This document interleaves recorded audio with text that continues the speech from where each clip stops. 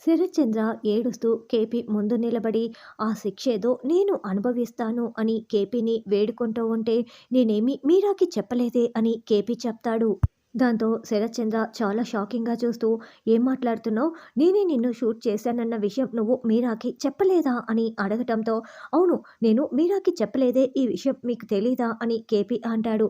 వెంటనే శరత్చంద్ర చాలా సంతోషపడుతూ ఆనంద బాష్పాల్ని కారుస్తూ కేపీ చేతుల్ని పట్టుకొని నా చెల్లెలకి ఈ విషయం తెలీదని చెప్పి నా నెత్తిన పాలు పోసావు కేపీ, నువ్వు నాకు ఇంత మంచి సహాయం చేసావు కదా, నువ్వేం చేయమన్నా నేను చేస్తాను కేపీ, నీకేం కావాలో అడుగు అని శరత్చంద్ర అడగటంతో నేను ఏం చేయమన్నా చేస్తారా అని కేపీ అంటాడు.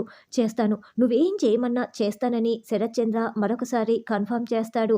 అయితే భూమిని మీరు కన్న కూతురుగా ఒప్పుకోండి అని కేపీ అంటాడు.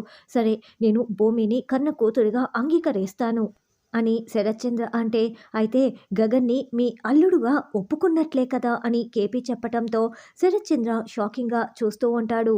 ఇక గగన్ అయితే ఇంటి ముందు గార్డెన్‌లో నిలబడి భూమి, సూర్య కారులో వెళ్ళటం సంఘటన గుర్తు చేసుకుంటూ చాలా బాధపడుతూ రగిలిపోతూ ఉంటాడు.